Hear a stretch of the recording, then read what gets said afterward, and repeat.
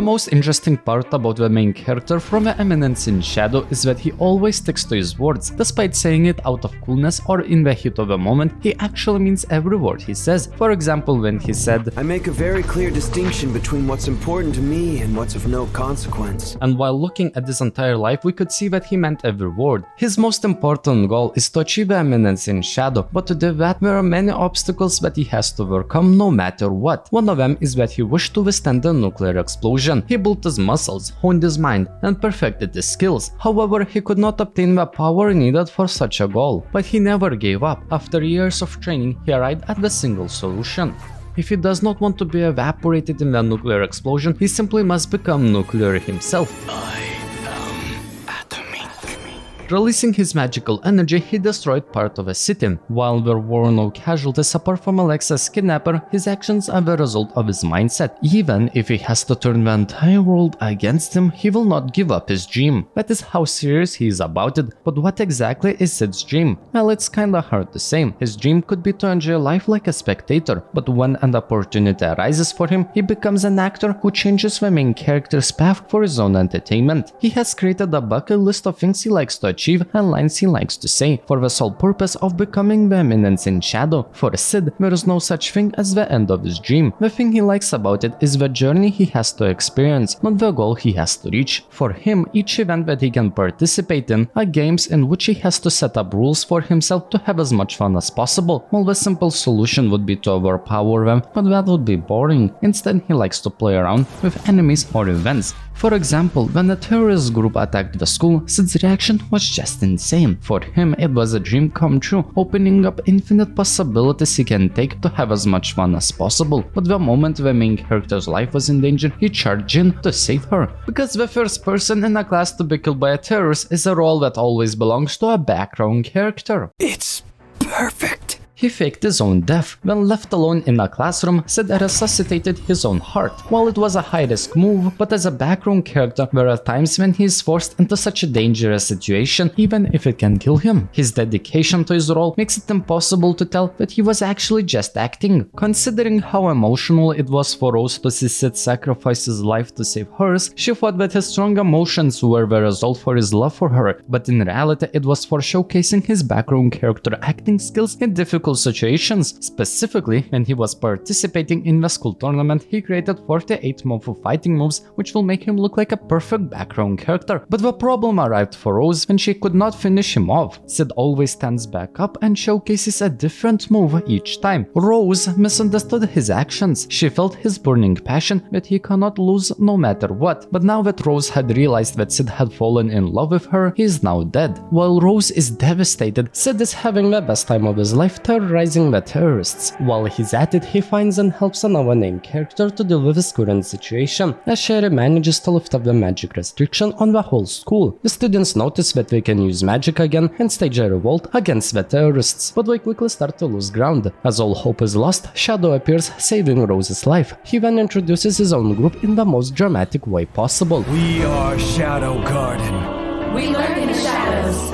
and we hunt the shadows. As they finish their introductions, they start one-sidedly cleaning up some bandits and disappear without a trace. As everything getting to the end now, Cid confronts the mastermind behind the school's attack. Cid asks him if he used his adopted daughter for his selfish needs. The villain admits it and asks Cid if that angers him. He replies that he's not sure, since he makes a very clear distinction between what's important to him and what's of no consequence. As people go through life, they collect more things that have value to them. They make friends, find significant hours, get jobs, but he trimmed the fat, and when he was done, all he had left was what he absolutely couldn't do without, and that's why he doesn't particularly care what happens to anything else. When I think about the disciplines people try to maintain, it is usually some sort of spontaneous motivation for a short period of time. People try to keep up but lose interest over time, like reading a book, learning how to play an instrument, learning a new language, or doing daily exercise. One day you will forget about it or just avoid it because it is too hard to keep that up. But what sets apart those people with a main character is that his motivation never went out. The solution people found to that problem is to train their discipline instead of looking for motivation. While listening to Cid's monologue about what it means for him to live while focusing on one goal and nothing else makes me want to idolize him, because I don't particularly see many people who can live up to his standards like this, but those who do achieve great things.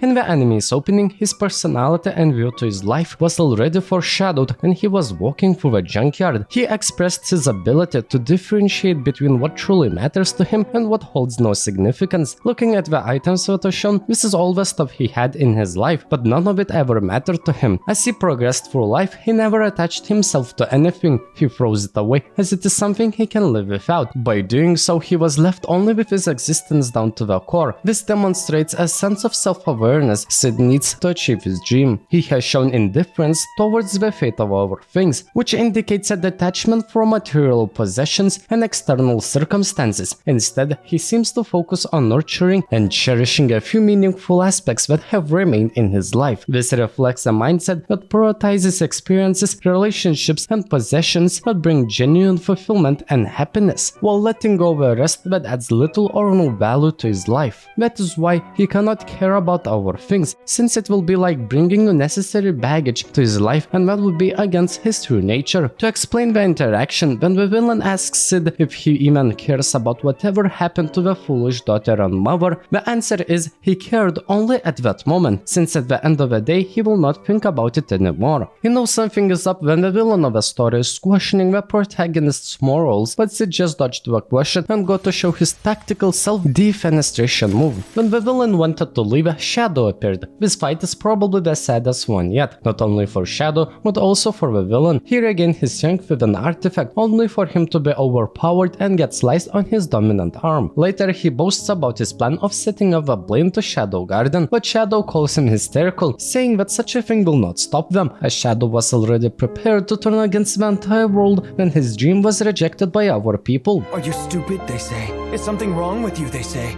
Would you just grow up already, they say? But he was still prepared to achieve it. This is mostly just to sound cool, but he also included his friends from the Shadow Garden, telling the villain that they do not walk the path of righteousness, but neither the path of evil. They always walk the path they made for themselves. That is why if someone can bring all the guilt in this world, they will accept it all, but it changes nothing. They will continue to do what they set out to do. And he actually meant every word of it. He proves it by killing the villain the same way he killed Sherry's mother, making her believe that both of her parents were killed by Shadow, taking the blame for the villain's actions, not only on a personal level, but also at the organizational level. But as he had said earlier, he cannot care about everything he collects in his life. I'm sure he will trim the fat, so he could always stay true to his goal, no matter the circumstances. After the terrorist incident, the Shadow Garden members discussed the blame Shadow took on his shoulders. At first, Alpha thought that she was walking the path of righteousness, but seeing that her leader does not think that way, everybody changes their mind to match Shadow's. Even with that guilt,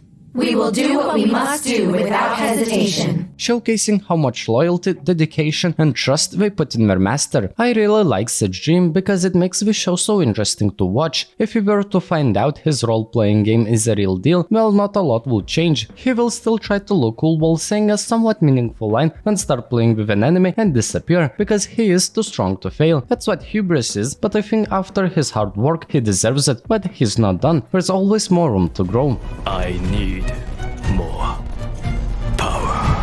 That would be my take on how insane Shadow's dream is. If you agree or disagree with his disciplines, actions or goals, I would like to hear that in the comments. While you're at it, would you be opposed to leaving a like, subscribe and watch my other videos? If not, I will see you there.